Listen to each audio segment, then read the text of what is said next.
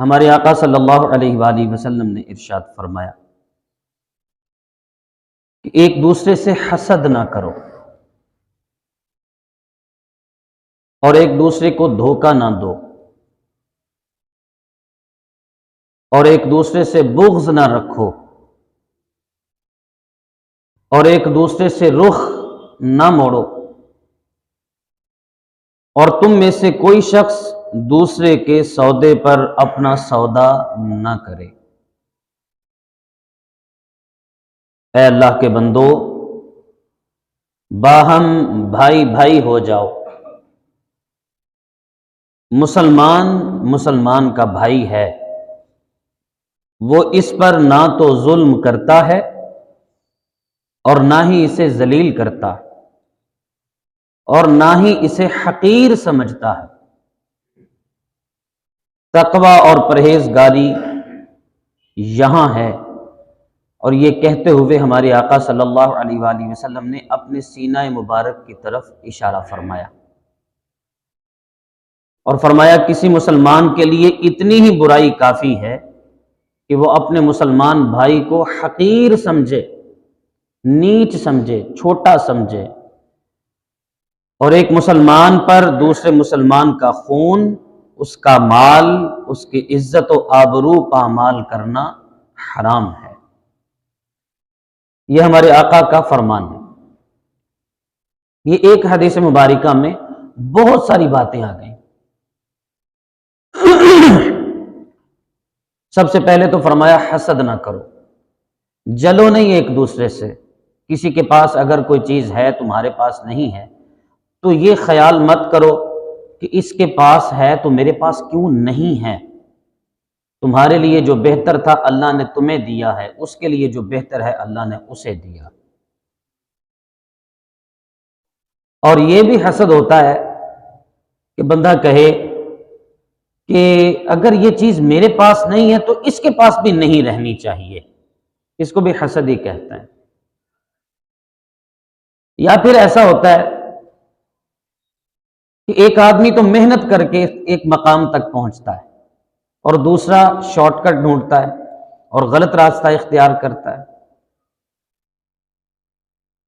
گویا یوں سمجھ لیجئے کہ ایک آدمی کا چہرہ قدرتی طور پر سرخ ہے اور دوسرا اس کے چہرے کو سرخ دیکھ کر سوچتا ہے کہ میں اپنا چہرہ کیسے سرخ کروں، تو بجائے اس کے کہ وہ اپنی صحت کو ٹھیک کرے، بجائے اس کے کہ وہ اپنی خوراک کو ٹھیک کرے، بجائے اس کے کہ وہ اپنی نیند پوری کرے اور کسی سے مشورہ کرے، کسی ایسے آدمی سے کہ جو اس چیز کا ماہر ہو،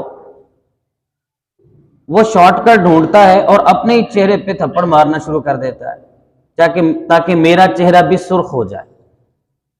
تو کسی کے چہرے کو سرخ دیکھ کر اپنے چہرے پر تھپڑ مار کے اس کو سرخ نہیں کیا کرتا ہے، وگرنہ حالت یہ ہوگی کہ کوا چلا ہنس کی چال تو اپنی بھی بھول گیا، معاملہ خراب ہو جائے گا۔ اچھا، یہ چیزیں ہمارے درمیان بہت زیادہ چل رہی ہیں۔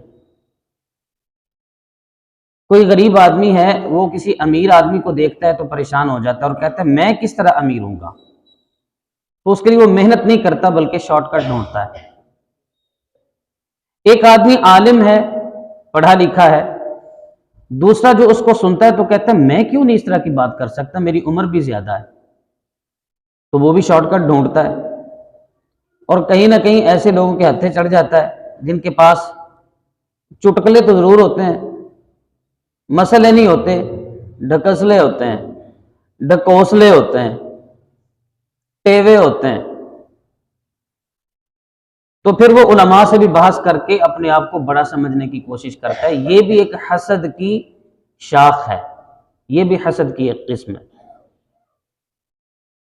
تو جس کو اللہ نے جو دیا ہے وہ اپنی مرضی سے عطا کیا ہے تو اسی پہ راضی رہنا چاہیے نا۔ میرا ذاتی طور پہ خیال یہ ہے کہ اللہ کی عطا پر راضی نہ رہنا یہ حسد ہے،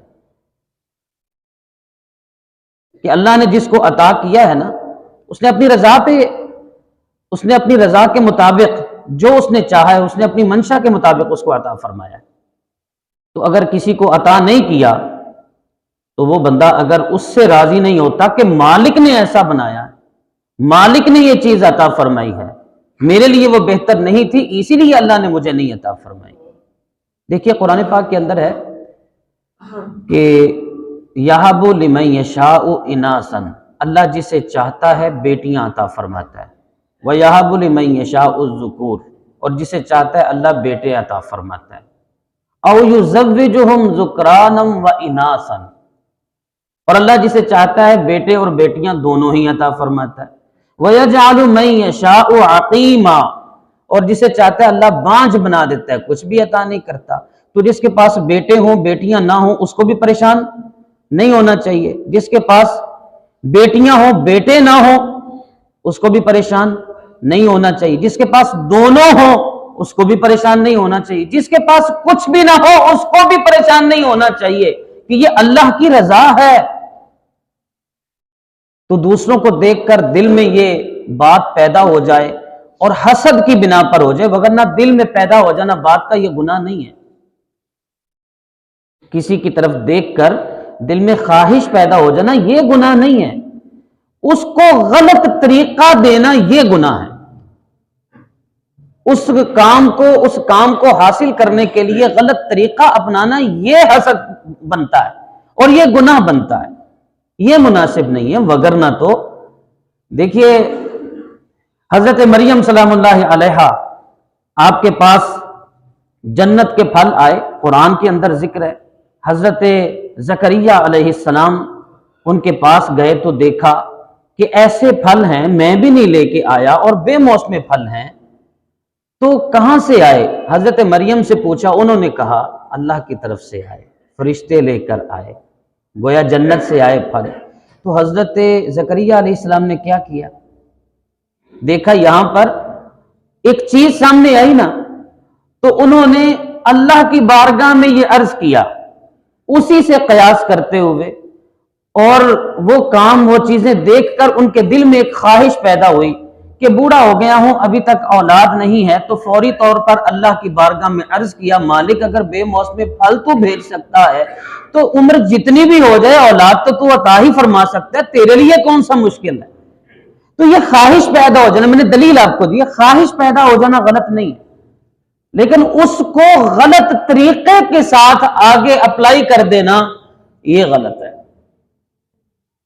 اس لیے خیال رکھا جائے۔ تو حسد نہیں، جس کے پاس جو ہے اللہ کی رضا کے مطابق ہے، اللہ جسے چاہتا ہے جو چاہتا ہے جتنا چاہتا ہے جب چاہتا ہے عطا فرما دیتا ہے۔ تو اللہ کی رضا پہ راضی رہیں، حسد سے بچنے کا یہ بہت زبردست طریقہ ہے۔ اسی طرح فرمائے دوسرے کو دھوکہ نہ دو، یہاں پر جس کی جہاں چلتی ہے جتنی چلتی ہے چلاتا ہے، وہ کہتا ہے میرا مطلب پورا ہونا چاہیے، میری طرف سے سارے جائیں بھاڑ میں، تو یہ مناسب نہیں ہوتا۔ مسلمان ایک دوسرے کو دھوکہ نہیں دے سکتا، یہ ہمارے آقا کا فرمان ہے کہ ایک مسلمان دوسرے مسلمان کو دھوکہ بولیے نہیں دے سکتا، تو ایک دوسرے کو دھوکہ ہم نہیں دیں، کبھی بھی نہ دیں، کسی بھی معاملے میں نہ دیں۔ پھر ایک دوسرے سے بغض نہ رکھیں، دل میں بات نہ رکھیں، اس نے میرے ساتھ آج یہ کیا، کل جب مجھے کہیں موقع ملا چھوڑوں گا نہیں میں اسے، پھر وہ ساری باتیں پچھلی یاد کرواتا ہے، تو نے میرے ساتھ یہ کیا تھا، تو نے یہ کیا تھا، فلاں موقع پر میرے ساتھ ایسا کیا تھا، آیا نا میری داڑھ تک ہے، اور نہیں چھڑنا تینے۔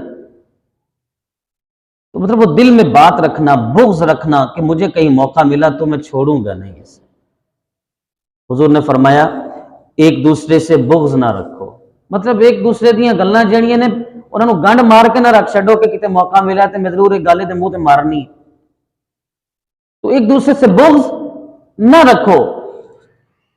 اور فرمایا ایک دوسرے سے رخ نہ موڑو۔ یار کیا ہو گیا، بات چیت ہر جگہ پہ ہو جاتی ہے، معاملات ہر جگہ ہو جاتے ہیں، ایک ہی باپ کے 3-4 بیٹے ہوں، باپ کوئی بات کرے تو چاروں بیٹوں کے ذہن مختلف ہو سکتے ہیں، اس میں کیا پرابلم ہے؟ تو اس کا مطلب کیا ہے کہ وہ باپ کو ماننے سے ہی انکار کر دے؟ ایسا نہیں ہوتا، ایک دوسرے سے رخ نہیں موڑا جاتا، اسلام اسی چیز کا درس دیتا ہے۔ اختلاف ہونا اور چیز ہے، مخالفت ہونا اور چیز ہے، اختلاف ہو سکتا ہے لیکن دشمنی نہیں ہونی چاہیے۔ فرمایا ایک دوسرے سے رخ نہ موڑو، مطلب ایک دوسرے سے تعلق نہ توڑ دو، بلکہ تعلق تو آپ کا قائم رہنا چاہیے اور کچھ نہیں تو لا الہ الا اللہ محمد الرسول اللہ، اس سے بڑا ہمارا کوئی تعلق نہیں، اس سے بڑھ کر کوئی تعلق نہیں۔ اور فرمایا کوئی شخص دوسرے کے سودے پر اپنا سودا نہ کرے۔ اگر کسی کے پاس کوئی اچھی چیز تھی، اس کی قسمت اچھی تھی، اس نے کسی آدمی سے خرید لی اور کہا چلو بیانہ تمہیں دے دیتا ہوں، اب بیانہ دے دیا، کسی دوسرے کی نظر بھی پڑ گئی، اس کو بھی پتہ چل گیا، پہلے تو وہ چیز واضح نہیں تھی، اب وہ واضح بھی ہوگی کیونکہ اس نے بیانہ دے دیا ہے۔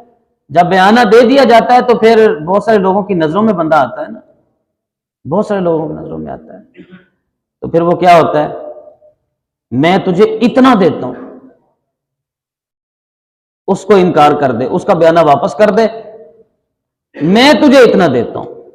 تو ایک دوسرے کے سودے پر تو سودا کرنا منع فرمایا گیا، یہ نہیں ہے کہ اگلا بندہ کہے دیکھو جی مینوں تے فلانی جگہ تو اتنا پروفٹ ملن ڈیا، تو ہی اتنا دے دے، ایسا نہیں ہے۔ فرمایا جب تم نے کسی کے ساتھ سودا کر لیا تو پھر کر لیا۔ حضرت خزیمہ رضی اللہ تعالیٰ عنہ کے ساتھ ایسا ہی ایک معاملہ ہوا کہ جس کے بعد حضور علیہ الصلوۃ والسلام نے ان کی گواہی 2 کے برابر ارشاد فرما دی۔ حضور علیہ الصلوۃ والسلام نے ایک آدمی کے ساتھ ایک جانور کا سودا کیا، بخاری شریف کی حدیث ہے، تو فرمایا آؤ میرے ساتھ، میں تمہیں اس کی قیمت ادا کرتا ہوں۔ وہ پیچھے پیچھے چل پڑا تو درمیان رستے میں اس کا ایک اور ساتھی اس کو ملا، اس نے کہا کدھر جا رہے ہو؟ اس نے کہا ایسے ایسے ان کے ساتھ میرا سودا ہوگا۔ انہوں نے کہا کتنی قیمت؟ اس نے کہا اتنی قیمت۔ اس نے کہا میں ڈبل دیتا ہوں، تو سودے سے انکار کر دے۔ اس نے کہا وہ دیکھیے جی آپ مجھے کہاں لے جا رہے ہیں؟ فرمایا ابھی تیرے ساتھ میری بات ہوئی ہے، میں تجھے اس جانور کا جو قیمت بنتی ہے، رقم بنتی ہے، وہ دینے کے لیے جا رہا ہوں۔ اس نے کہا جی دیکھیے میرا آپ کے ساتھ کوئی سودا نہیں۔ فرمایا ابھی تو نے میرے ساتھ سودا کیا ہے یار۔ کہنے لگا اچھا جی پھر جو قانون آپ لے کر آئے ہیں اس کے مطابق 2 گواہ ہونے چاہیے، ہیں آپ کے پاس کوئی گواہ؟ ایک ہی بتا دے، کوئی گواہ آپ کے پاس ہے؟ ہمارے درمیان کوئی گواہ تھا؟ فرمایا بھی دیکھیں تیرے میرے درمیان بات ہوئی ہے، درمیان میں گواہ کس کو لاؤں میں؟ اور کوئی تھا ہی نہیں وہاں پہ۔ حضرت خزیمہ رضی اللہ تعالیٰ عنہ کہیں سے آ رہے تھے تو انہوں نے دیکھا کہ معاملہ ہے، اور جب معاملے کی جانچ کی تو حضور علیہ الصلوۃ والسلام اور اس آدمی کے درمیان کھڑے ہو کے انہوں نے سینے پہ ہاتھ مار کے کہا میں گواہی دیتا ہوں کہ میرے نبی نے تیرے ساتھ سودا کیا ہے۔ حضور علیہ السلام خوش ہو گئے اور فرمایا خزیمہ تم نے اللہ کو بھی راضی کر لیا، اس کے رسول کو بھی راضی کر لیا۔ اچھا ہو گیا۔ پھر اس کے بعد حضور علیہ السلام نے فرمایا خزیمہ تو وہاں موجود ہی نہیں تھا، گواہ وہ ہوتا ہے جو وہاں موجود ہو، تو وہاں موجود ہی نہیں تھا جب میری بات ہو رہی تھی اس سے، جب میں نے اس سے سودا کیا یا اس سے بیانہ یا اس کو رقم دینے کی بات ہوئی تو وہاں موجود نہیں تھا، تو نے گواہی کیسے دی؟ عرض کیا حضور ہم نے اللہ کو دیکھا نہیں ہے، آپ نے کہا ہے، ہم نے مان لیا۔ ہم نے جنت و دوزخ کو دیکھا نہیں ہے، آپ نے فرمایا ہے، ہم نے مان لیا۔ ہم نے فرشتوں کو دیکھا نہیں ہے، آپ نے فرمایا ہے، ہم نے مان لیا۔ حضور اتنا کچھ آپ کے کہنے پہ مان لیں تو صرف یہ نہ مانے کہ آپ نے سودا بھی کیا ہوگا کہ نہیں۔ تو حضور علیہ الصلوۃ والسلام نے فرمایا آج کے بعد خزیمہ کی گواہی 2 کے برابر شمار کی جائے گی۔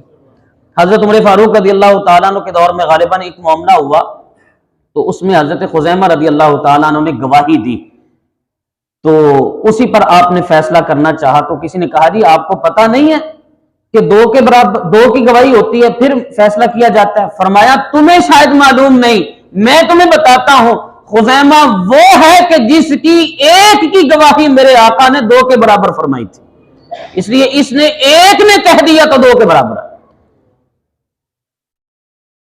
مقصد کیا ہے؟ ایک دوسرے کے سودے پر سودا بولیے نہیں کرنا۔ پھر فرمایا اللہ کے بندو بھائی بھائی بن جاؤ، یار پرا ہی ہوتے نے۔ جیسے کہا جاتا ہے نا کہ پانی کے اوپر اگر آپ ڈنڈا مارتے ہو تو وہ کتنی دیر جدا رہتا ہے؟ آخر ملتا ہے، فوری طور پہ بھی مل جاتا ہے، یا تھوڑا وقت لگے گا فوری طور پہ بعد میں مل جائے گا۔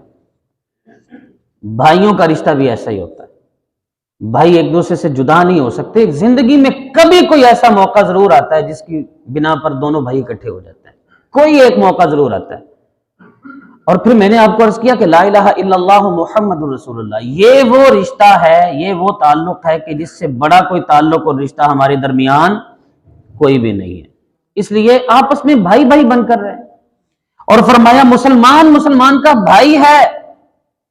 جب پڑھ لیا اشہد ان لا الہ الا اللہ وحدہ لا شریک لہ واشہد ان محمدا عبدہ ورسولہ، مسلمان ہو گئے، توحید و رسالت کی گواہی دے دی۔ اب جس نے بھی یہ گواہی دی ہے وہ آپ کا بھائی ہے، اور فرمایا نہ تو وہ اپنے بھائی پر ظلم کرتا ہے نہ ہی اسے ذلیل کرتا ہے۔ تو کبھی بھی اپنے مسلمان بھائی کو ذلیل نہیں ہمیں کرنا چاہیے۔ معاملات ہر جگہ ہو جاتے ہیں، ذلیل نہیں کرنا چاہیے، کسی کو حقیر نہیں سمجھنا چاہیے۔ حضور نے منع فرمایا، تقویٰ یہاں پہ ہے، سینے کی طرف اشارہ کیا۔ اس کا مطلب یہ ہے کہ دلوں ہو کے کسی نے بھی بھرا مننا ہے تو دلوں ہو کے مننا ہے، جہدے نال بھی گل کرنی ہے دلوں ہو کے کرنی ہے، اتو اتو نہیں کرنی، منافقت نہیں کرنی۔ یہ حضور نے فرمایا تقویٰ یہاں پہ ہے، تو دل کی طرف، سینے کی طرف حضور نے اشارہ کیا۔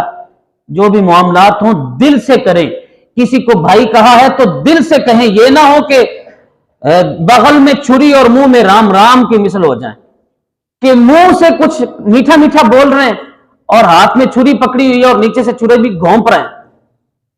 ایسا نہیں ہونا چاہیے۔ اور پھر فرمایا کسی مسلمان کے لیے اتنی برائی کافی ہے کہ وہ اپنے کسی مسلمان بھائی کو حقیر سمجھے، چھوٹا سمجھے، نیچ سمجھے۔ کوئی برادری نیچی نہیں ہوتی، سارے آدم علیہ السلام کی اولاد ہے۔ اس لیے کسی کو حقیر مت سمجھا جائے، کسی کو کمی مت سمجھا جائے، کسی کو ذلیل مت کیا جائے۔ جو آدمی آج کسی کو حقیر سمجھتا ہے، حدیث مبارکہ کا مفہوم ہے قیامت کے دن ان کو چیونٹیوں کی مثل لایا جائے گا، اور لوگوں کے سامنے جو لوگ اونچے ہوں گے اور ان کو چیونٹیوں کی مثل قیامت کے دن رکھا جائے گا، لوگوں کے پاؤں کے نیچے آئیں گے وہ، تو حقیر تو ہو جائیں گے نا وہ۔ تو اس لیے آج کسی کو حقیر سمجھنا یہ مناسب نہیں ہے۔ اور آخری بات فرمایا، ایک مسلمان پر دوسرے مسلمان کا خون بھی، اس کا مال بھی، اس کی عزت و آبرو کو پامال کرنا، یہ سب حرام ہے۔ اس لیے سب کی عزتیں سانجی ہیں، ایک دوسرے کی عزت کا خیال رکھا جائے، ایک دوسرے کے ساتھ بھائی چارے سے رہا جائے، محبت سے رہا جائے، اتفاق سے رہا جائے، اتحاد سے رہا جائے۔ یہی اسلام ہے، یہی ہمارے آقا نے ہمیں ارشاد فرمایا ہے۔ اگر ہم واقعی اللہ کو مانتے ہیں اور اللہ کے محبوب کو مانتے ہیں، واقعی مانتے ہیں، تو پھر اللہ اور اس کے رسول کے یہی فرمان ہے، ہمیں ان کو بھی ماننا چاہیے۔ اللہ تعالی ہم سب کو عمل کی توفیق عطا فرمائے۔ وما علینا الا البلاغ المبین۔ سنتیں ادا کر لیجیے۔